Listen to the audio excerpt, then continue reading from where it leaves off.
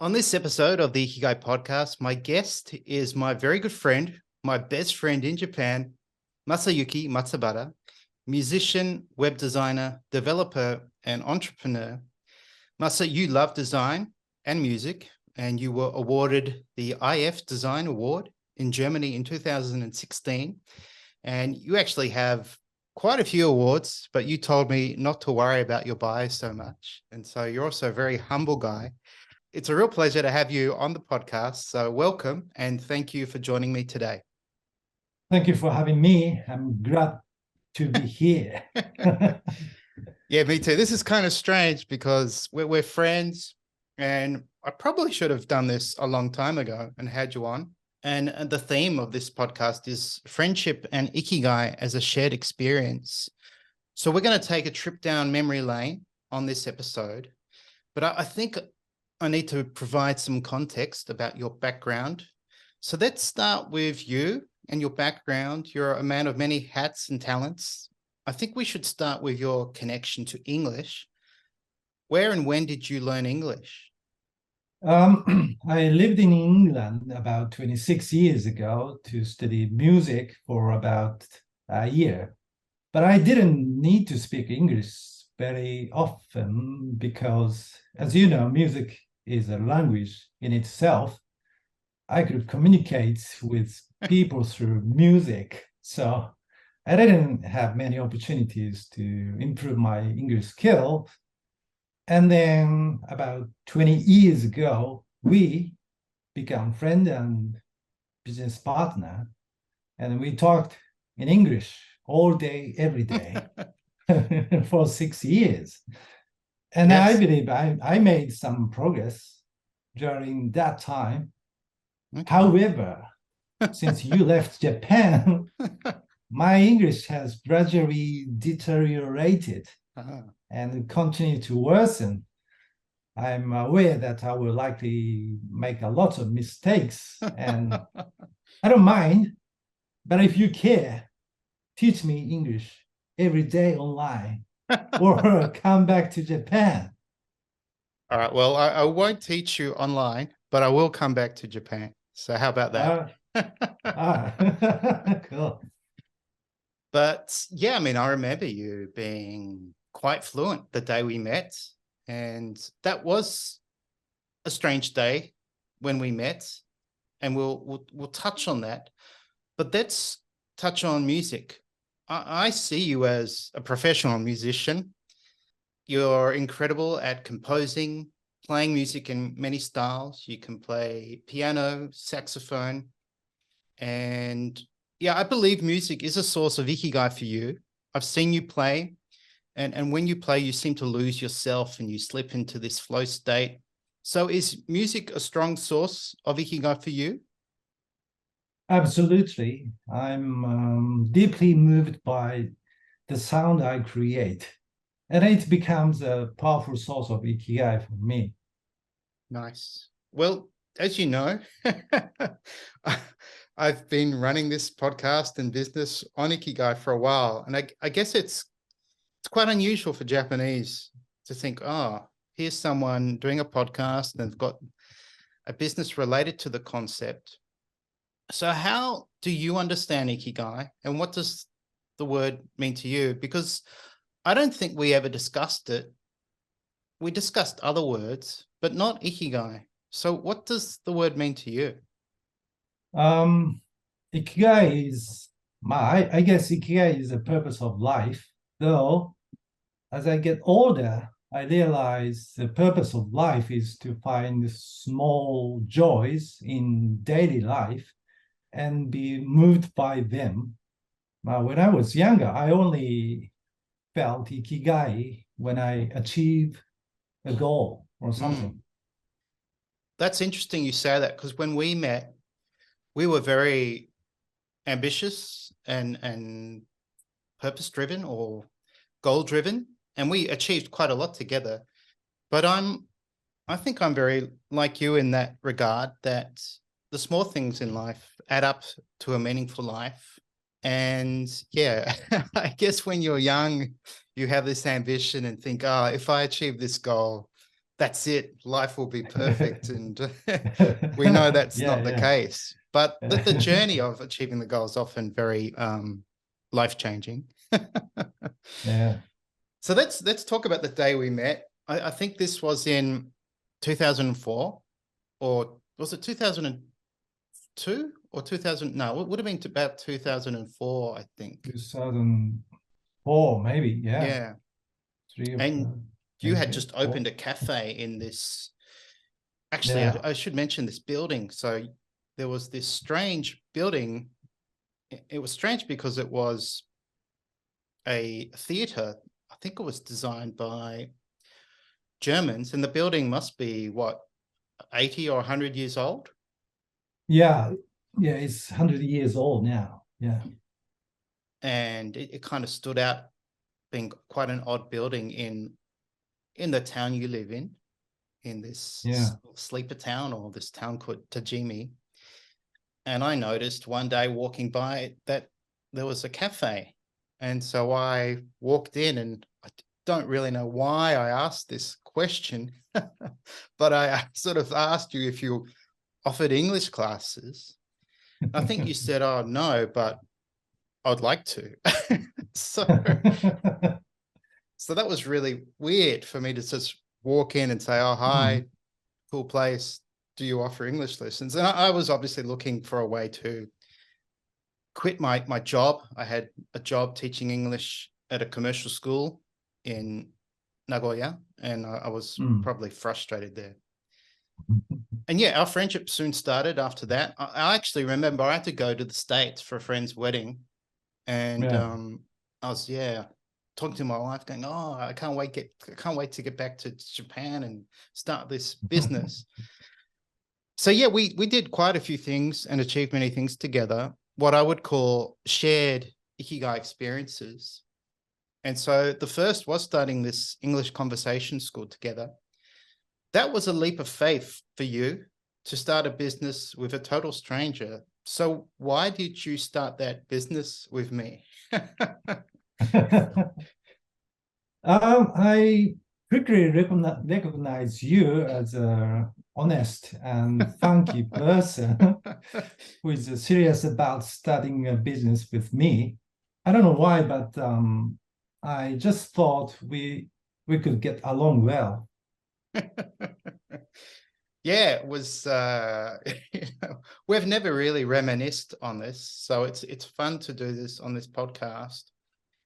And yeah, that was, a challenging and exciting experience. And we were starting from nothing. So we had to find students, you had to create a website, we had to advertise, create a curriculum, do so many things. So it was kind of high risk for me in a way, because I was leaving a pretty good job. I had a 4-day week job with I guess a full-time income and security in that job, but I just couldn't stand teaching there anymore. And so, yeah, we both obviously thought this is worth doing. And Yeah. yeah, it was a very meaningful experience, I think. We had lots of fun, we had challenges, and of course we had this social dimension to the school, because we had all these people from Tajimi, your community, join. So when I look back on these memories of the school, I now see it was this ibasho for some of our students, that they're placed to be themselves. So yeah, I think many students came to our school just because it was a carefree, comfortable place where they could meet other people and connect. So what do you think? Do you think it was an ibasho? Yeah, that's exactly Ibasho for many people. They say they feel comfortable here and they can have a relationship with others without family, coworkers, or school friends. This makes them feel safe. Yeah. Yeah, I mean, we would have had, I don't know, maybe about while I was there, at least over 100 people go through the school, and many stayed on for a long time. And obviously some came and went with their life-changing. Some were students and then went off to university. Some moved to a different city or suburb.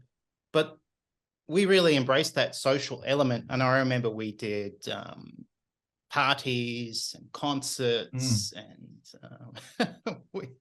we had this core group of people.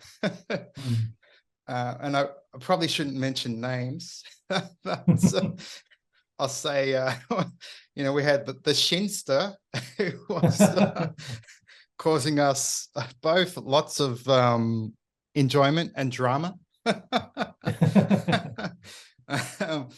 And it was really good for me because I saw this diversity in my students, and it kind of reminded me of Honne Tatemaya. And I got to see the Honne, the true self in these people in my classroom, because they could drop their guard, they could be themselves. And I remember even some students would come to our school and then share their problems, and they'd be crying and talking to us, and we would comfort them. So it wasn't just me in this role of looking after students. You were very much involved too. And so you became good friends with many of the students. And you started the business as a cafe, and I guess a Zaka.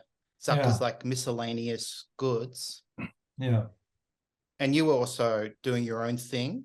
You had a number of businesses that you were really focused on. Yeah. But it became this little ibasho in this community. And you were really smart, because you are kind of always looking for ideas on how to promote the school. And you even managed to get us on the local TV station. Remember that? Yeah. I think you just saw I don't know, somehow you saw some TV van or something in the street, and you just waltzed up and said, hey, we're doing an English school / cafe. And I don't know, like a month later, that local network did a cafe themed segment. And I remember we had to set up and sort of presented the school as a cafe school where you could order coffee and then enjoy your coffee while taking English lessons. And so we use that video now for to promote a product that we made. So that's something I discovered with you, this entrepreneurial spirit. And I think I discovered that. I mean, I was wanting to find that in Japan, and with your help, I think I discovered it. And so we started this school, and then that led us to making an information product, a language program called Sandwich Ekaiwa. So Ekaiwa means conversational English. So we made this conversational English language product for Japanese learners of English. And when I look back, I'm kind of amazed. We made it. There was so much work. It was months of work. We had to come up with a methodology, a script, recording our parts. You had to do all the grammar explanations, editing the tracks.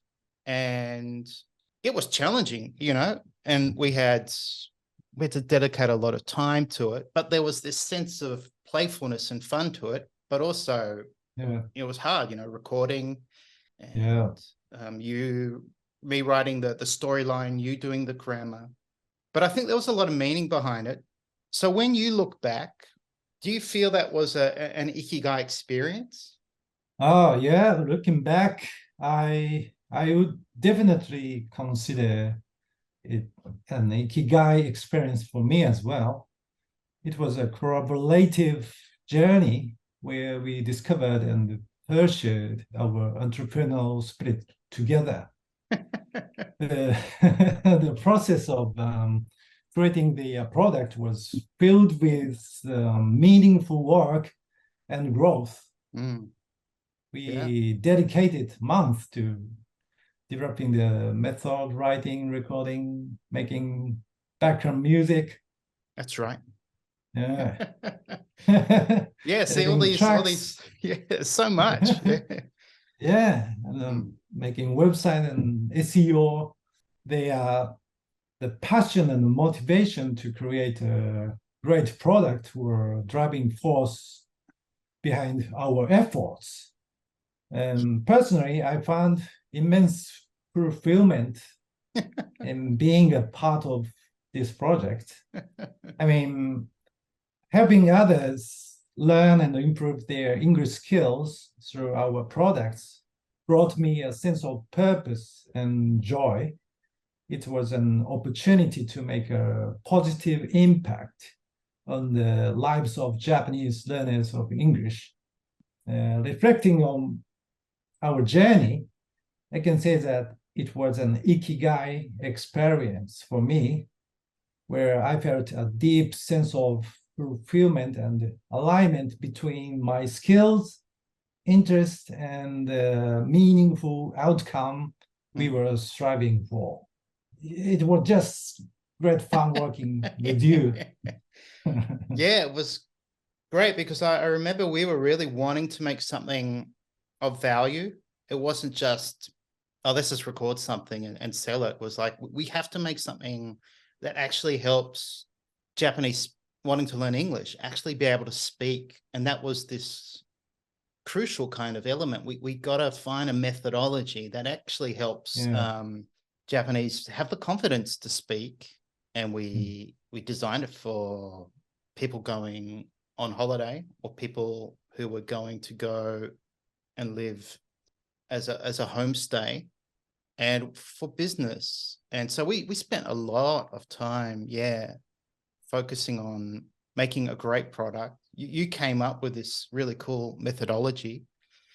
And yeah, you're right. It was this alignment of bringing the best out of each of us and pulling that all together.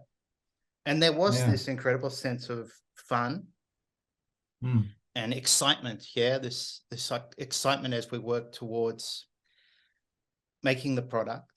And what I think I discovered about you and me, you were, I don't know, you just seem to have this confidence or this attitude of, well, let's just get it done and try.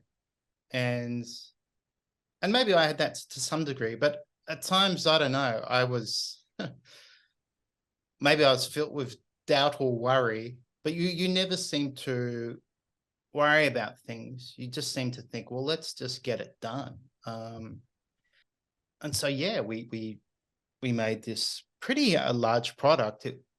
I mean, this is before MP3 players, yeah? So we actually sold the product as CDs. So that was another thing. We had to find a company to print the CDs. We had to design the jackets. So we were doing the work of like an education company, yeah? Like only our competitors were educational companies that would have access to all those resources. We had to find them. So yeah, it's quite amazing now when I think back to, we did all that in, I think it was in a summer, like, and so, so yeah, we were quite focused on these ambitious things, but in the process of doing it, I think it was these little wins we had, and yeah, it certainly gave me something to look forward to, because as you know, I was probably getting frustrated with teaching English in the classroom. It was sort of the same thing every day. And I was getting frustrated thinking, I've got students who can speak reasonably well, but they don't walk into the classroom saying, hey, Nick, how are you? They're patiently waiting. And it was sort of really driving me crazy at times. So that experience was, that kind of, made me think, wow, you can do anything you want if you want to. You just got to start. But it didn't end there for us. So I'm trying to remember how this started, but I think one day one of us just said, oh, I wonder if there's any competitions, we could enter. Yeah, do you want to share this story? Maybe you can share this one because it's an interesting one. What's your memory Yeah. of finding this competition? You mean with? Yeah. Yeah, the experience was truly incredible. Yeah, we participated in the competition and were thrilled to reach the finals. It was a memorable moment when we were flown to France with all expenses covered. Yeah. So this Yeah, was a web design competition. Yeah. It was yeah. called the Web Design International Festival. So WIF. And Mm, this was in 2008. And first mm, we had to qualify. Yeah. So yeah. we had to first qualify and then we made the finals. So yeah, do Mm. you want to talk about the qualification process, what we had to do? Yeah, well, we have to make a website within 24 hours time frame. We were given the theme "Water is Life," and that was it. Yeah, water Build is a life. website on that. Yeah. And of course, you did most of the grunt work. So I had very basic web design skills, but you had web design, design Oh, skills. you did a lot. You like researching, writing, shooting movies, editing, Did the and sounds also of you. water. Yeah. That's right. Recording sound of water, and also you always encouraged me. Yeah. So we stayed up. I think it started at our late because it was based in France. I think we got the email for the theme Mm, like at 8 p.m. or something. And then that's it. We had to start. And so we stayed up pretty much all night, I think, or we went yeah, home really late because we were pretty yeah. tired and then finished it the next day and thought, oh, that was cool. I wonder if we'll make the finals. And to our, joy, our amazement, we did. And yeah, we then had to. Oh, do you remember when we went? So that was in the summer. That was their summer in Europe. So that would have been around this. It was June or July, wasn't it?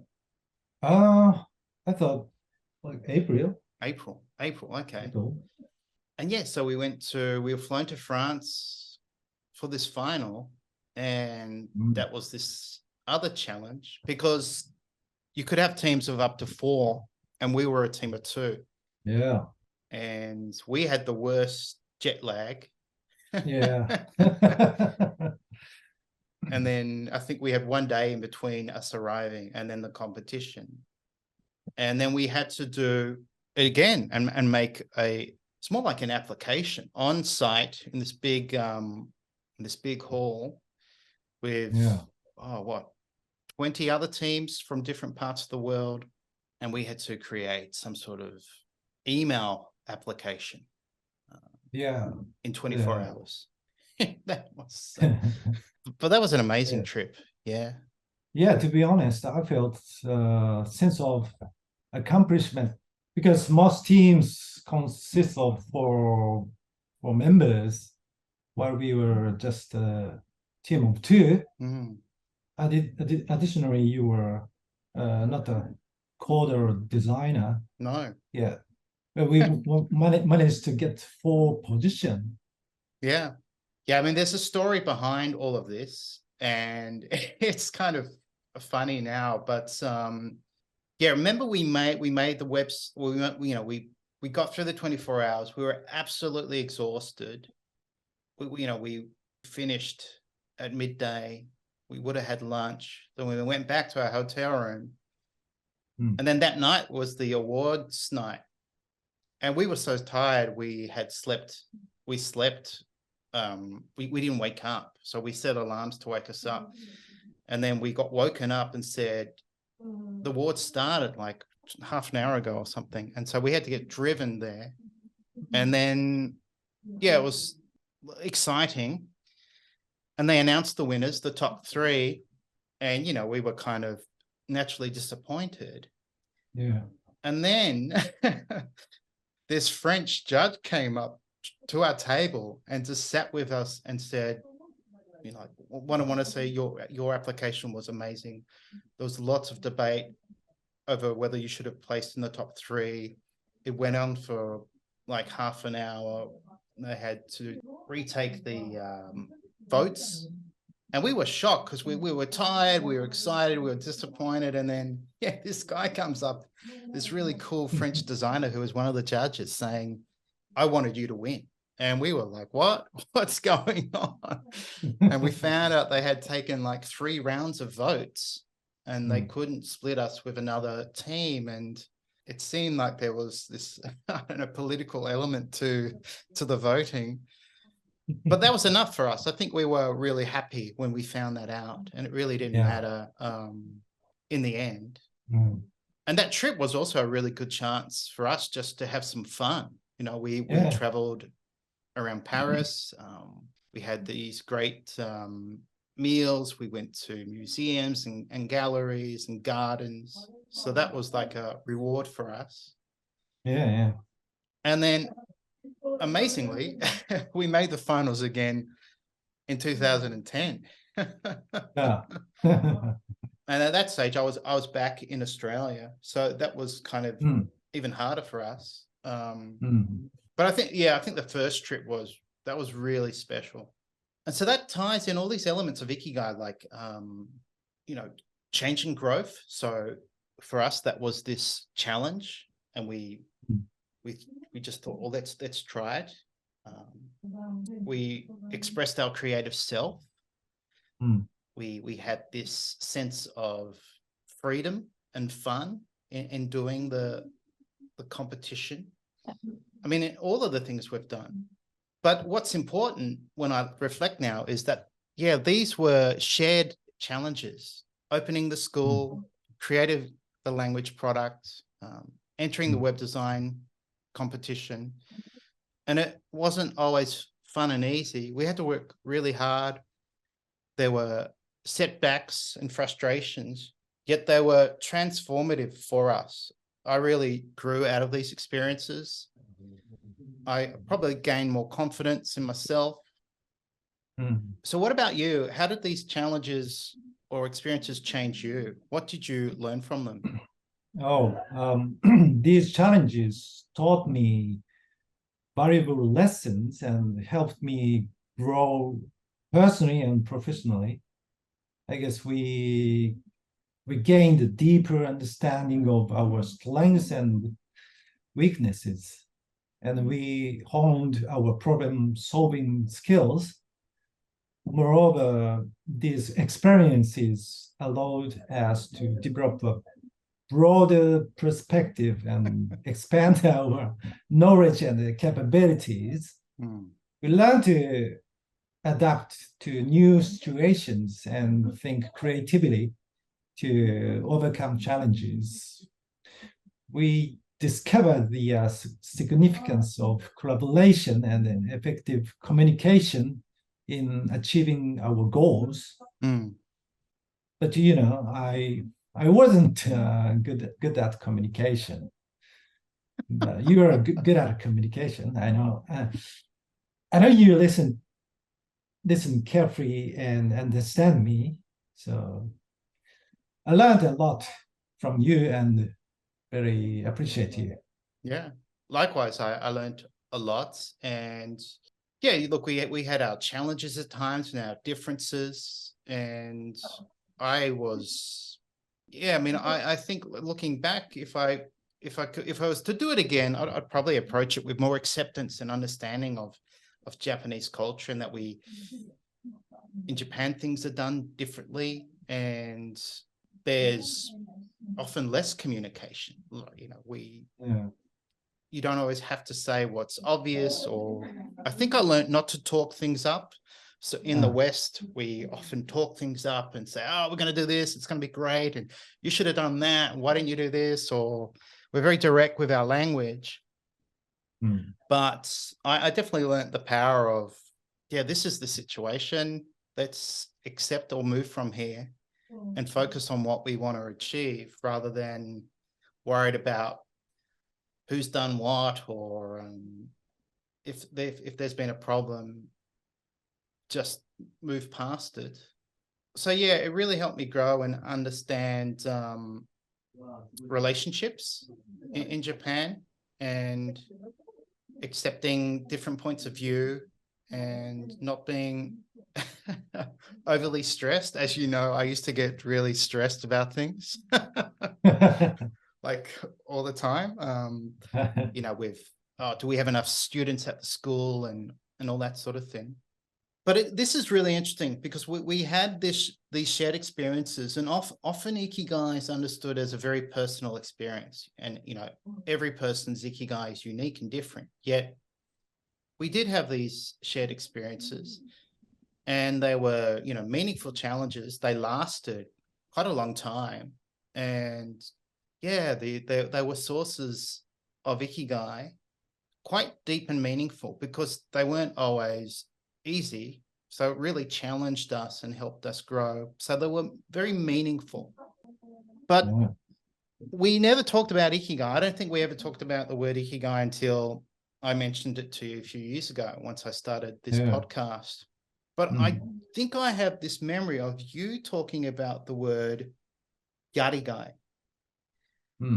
And you do a lot of yarigai, or you have a lot of yarigai. And when we met, and even today, you were heavily involved in your community. And I remember you created your own town magazine, organizing concerts, establishing a small art gallery. So there was this social dimension to all this stuff you were doing. So are they examples of yarigai for you? Things worth doing? I don't know. I don't usually think about yarigai. So I guess I just do what I like always. That's a good way to live. And then another word related to this, and a word I don't really talk about, and we never talked about, and I don't think Japanese really talk about. I mean, yarigai is quite a common word, yeah? You hear that in conversation. Yeah. Yarigai ga aru, or that's worth doing. But this word, hatarakigai, so the verb hataraku means to work, and then hatarakigai means, work worth doing. When I worked with you, you just seemed to love working, and you were working on various projects. And yeah, I was amazed by your ability just to focus and plow through work for hours on end. And I would often catch you falling asleep in your chair. And then I'd wake you up or something, and you'd go, oh, and then you'd sort of snap back onto your keyboard, and you'd just be working and designing. So yeah, do you have a sense of Ikigai in your work? I mean, I think the answer is yes, but yeah, you obviously enjoy the work you do, and you've done that for ever since I met you. So yeah, I like walking. And yeah, like I told you, I just do what I like. So, but maybe I guess I sometimes do what I don't like. Sometimes, but maybe if you do what you like for like 5 hours, then you can do what you don't like for 3 hours or something. I actually think I have this memory of you saying, like, I just don't do work I don't like doing, or you try to avoid it as much as possible. And that was like, wow, realization of, okay, that'd be cool not to do work you simply don't want to do. But that means you've got to kind of work hard to be able to do work you want to do.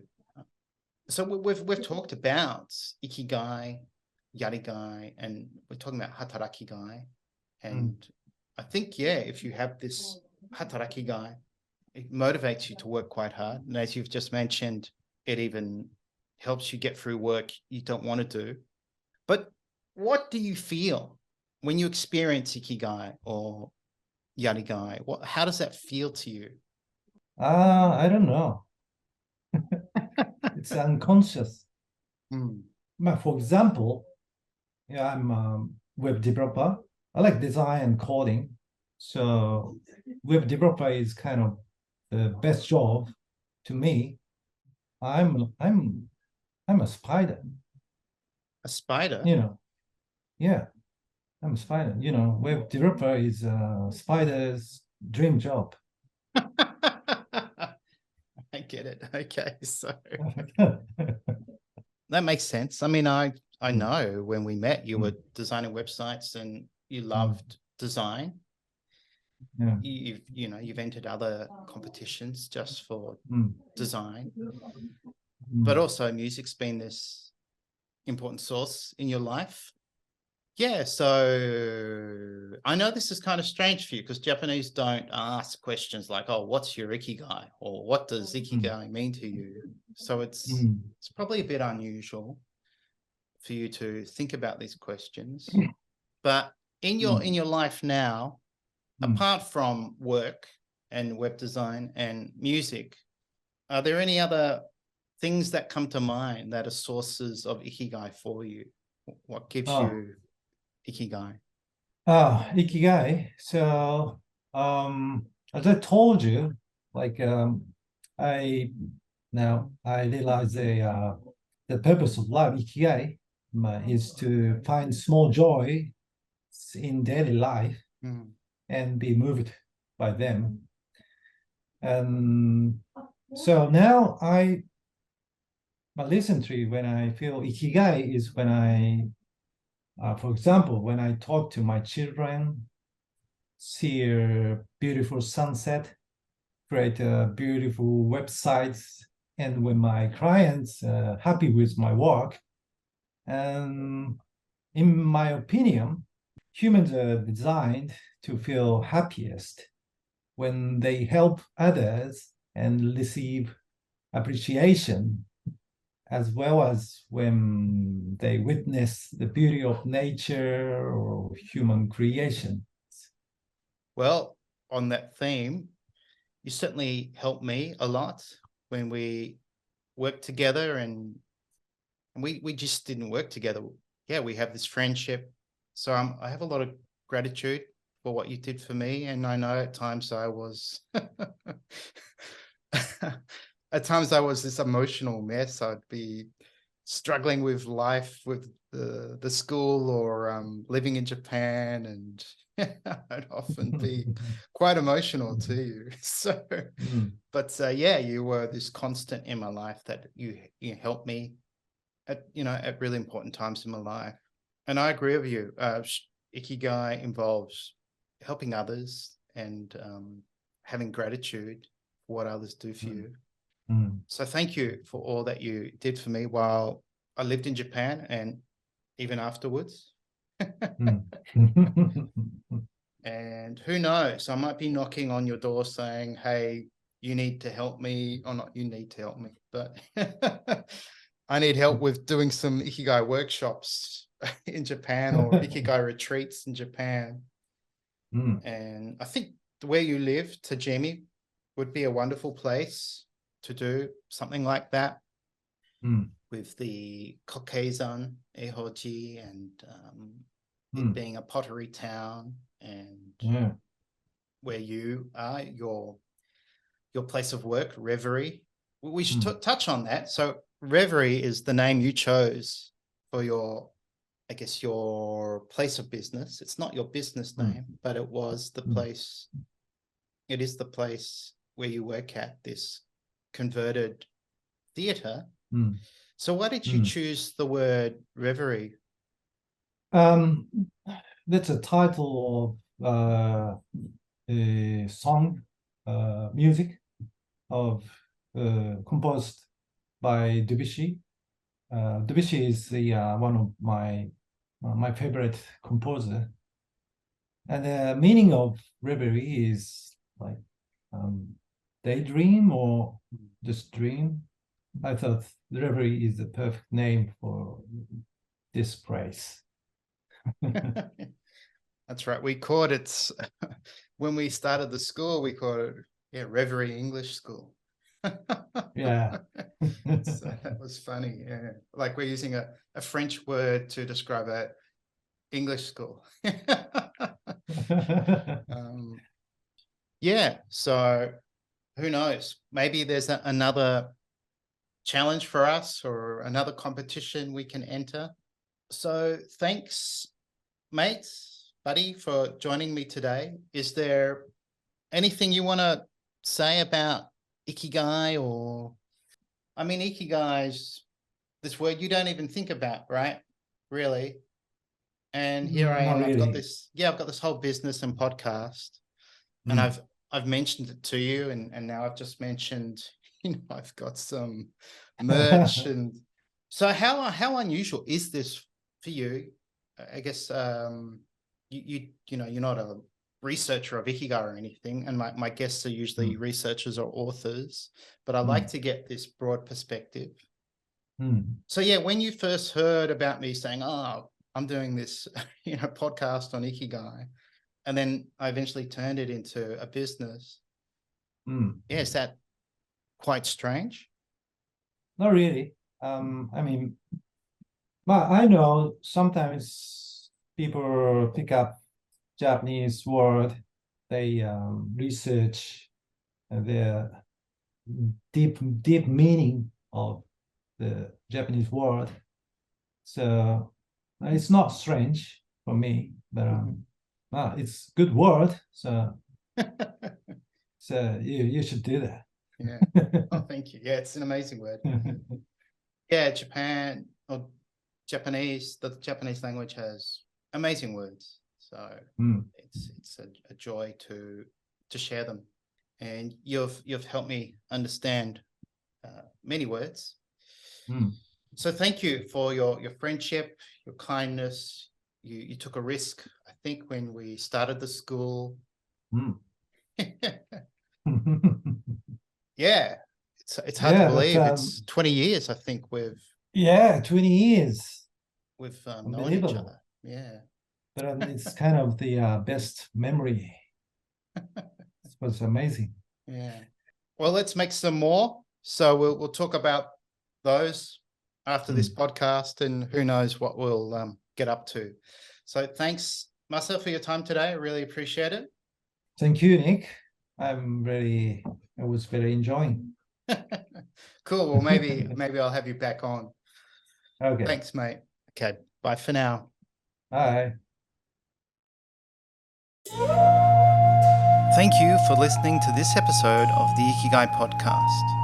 To learn more about Ikigai or to become a certified Ikigai Tribe coach, visit ikigaitribe.com.